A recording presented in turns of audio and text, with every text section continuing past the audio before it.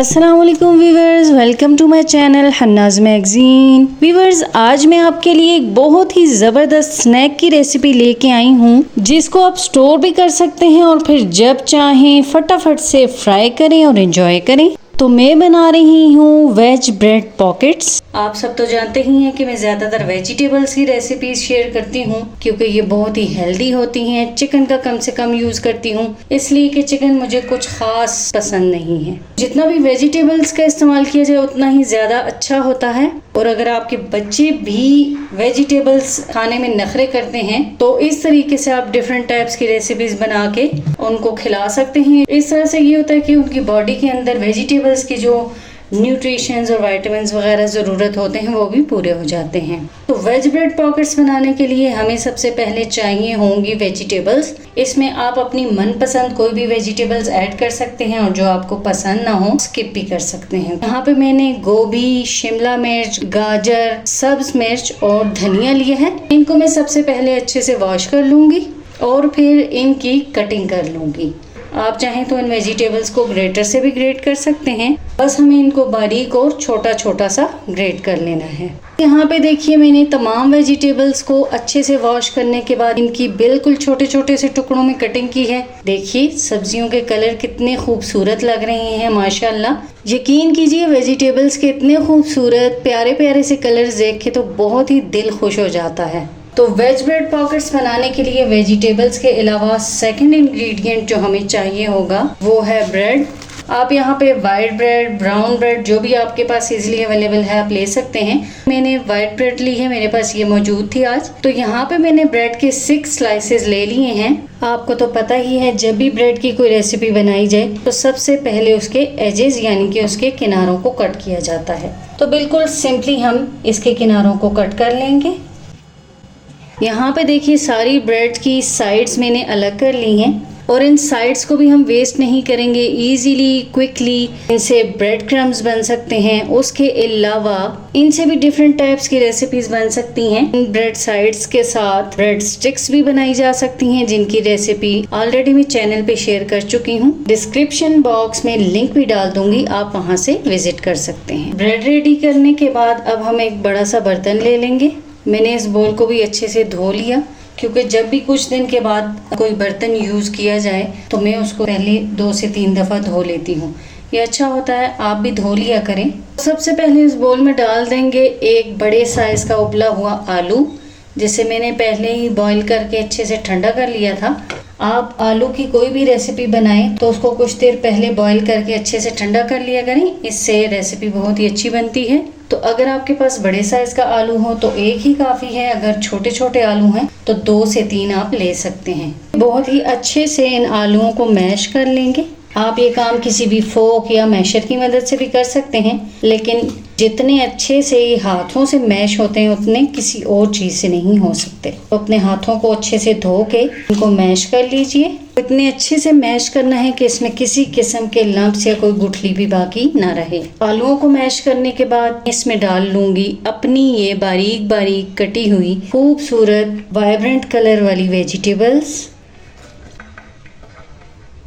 अब इन वेजिटेबल्स को भी इन आलूओं में अच्छे से मिक्सअप कर लेंगे।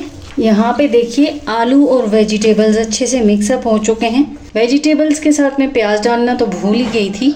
एक छोटे साइज का प्याज भी चॉप करके डाल लेंगे। आप चाहें तो प्याज को स्किप भी कर सकते हैं, लेकिन इसका क्रंच इसके अंदर बहुत ही ज़बरदस्त लगेगा। वेजिटेबल्स के बाद इसमें कुछ स्पाइसेस ऐड कर देंगे। तो सबसे पहले डाल दूंगी 1 टीस्पून नमक, या अपने टेस्ट के अकॉर्डिंग आप ऐड कर दीजिएगा। 1/2 teaspoon chilli flakes, 1/4 teaspoon mix masala, 1 चुटकी के बराबर हल्दी पाउडर। वैसे ये ऑप्शनल है, लेकिन सेहत के लिए बहुत ही अच्छा होता है, इसलिए मैं हर चीज़ में शामिल कर देती हूँ। 1/4 टीस्पून लाल मिर्च पाउडर। पिज़्ज़ा का टच देने के लिए 1/2 टीस्पून डाल दूंगी ओरिगेनो। अगर आपके पास नहीं तो आप स्किप भी कर सकते हैं। खट्टा और मज़ेदार सा टेस्ट देने के लिए 1/4 टीस्पून शामिल कर दूंगी आमचूर पाउडर। 1 टीस्पून के करीब डाल दूंगी होममेड चिली गार्लिक सॉस। और स्पाइसेस में एंड में डाल दूंगी 1/4 teaspoon homemade chaat masala. Spices के बाद next and last ingredient add कर दूंगी mozzarella cheese 1 to 2 table spoon. ये भी ऑप्शनल है, अगर आपके पास मौजूद है तो ज़रूर शामिल कीजिए, टेस्ट इनहेंस होगा। अब इन तमाम चीज़ों को अच्छे से मिक्सअप कर लेंगे ताकि सारी चीज़ें यकजां हो जाएं। तमाम चीज़ें अच्छे से मिक्सअप हो चुकी हैं, तो अब हम छोटा सा बर्तन ले लेंगे, इसमें डाल लेंगे 2 टेबलस्पून कॉर्नफ्लावर। आप यहाँ पे मैदा भी यूज़ कर सकते हैं। सारी तैयारी कंप्लीट हो चुकी है, फिलिंग भी रेडी है, सीलिंग के लिए कॉर्नफ्लावर भी रेडी है, ब्रेड भी रेडी है। तो अब हम असेंबलिंग का काम करेंगे। तो सबसे पहले ब्रेड स्लाइसेस लेते जाएंगे 1 बाय 1। ब्रेड फ्रेश होनी चाहिए। रोलिंग पिन से बिल्कुल हल्का हल्का ब्रेड को यूं प्रेस करेंगे। अगर आपकी ब्रेड फ्रेश नहीं होगी तो इस स्टेज पे ये टूटने लगेगी। देखिए इस तरीके से मैंने इसको थोड़ा सा फ्लैट कर लिया है। अब हम इसमें रखेंगे अपनी ये तैयार की हुई फिलिंग बिल्कुल सेंटर में। आप इस फिलिंग के अंदर चिकन का यूज़ भी कर सकते हैं।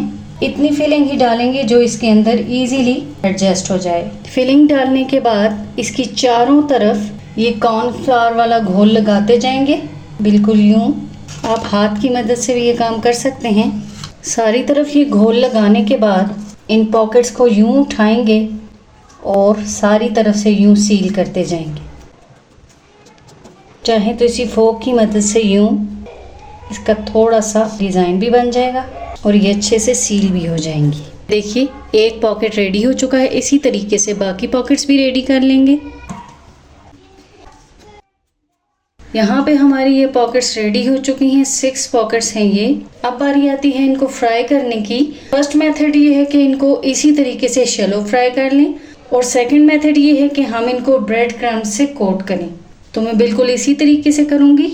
मैंने कॉर्नफ्लावर का घोल बना लिया है, बिल्कुल पतली सी स्लरी है ये, और दूसरे बर्तन में ले लिए हैं ब्रेड क्रम्स। पहले मैं इनको हल्का सा इस स्लरी में कोट करूँगी, इससे ये बहुत ही अच्छे से सील हो जाएंगे। फ्राइंग के दौरान बिल्कुल भी नहीं खुलेंगे। नेक्स्ट मैं इनको ब्रेड क्रम्स में कोट करूँगी, फिर यूं एक्स्ट्रा क्रम्स झाड़ लेंगे। इसी तरीके से सारी पॉकेट्स को कोट कर लेंगे। सारे पॉकेट्स को मैंने कोट कर लिया है। अब बात करते हैं इनकी स्टोरेज की। तो इसी स्टेज पे आप इनको किसी भी एयर टाइट कंटेनर या जिप लॉक बैग में 1 से 1.5 महीने के लिए स्टोर कर सकते हैं। अगर आप इसको फ्राई करना चाहें तो इसी स्टेज पे फ्राई भी कर सकते हैं। मुझे अभी इनको फ्राई नहीं करना था, लेकिन आपको दिखाने के लिए मैं 2 से 3 फ्राई कर लेती हूँ। तो पैन मैंने चूल्हे पे रख के थोड़ा सा ऑयल डाल के मीडियम फ्लेम पे ऑयल को गर्म किया है और अब 1 बाय 1 इन पॉकेट्स को डाल देंगे।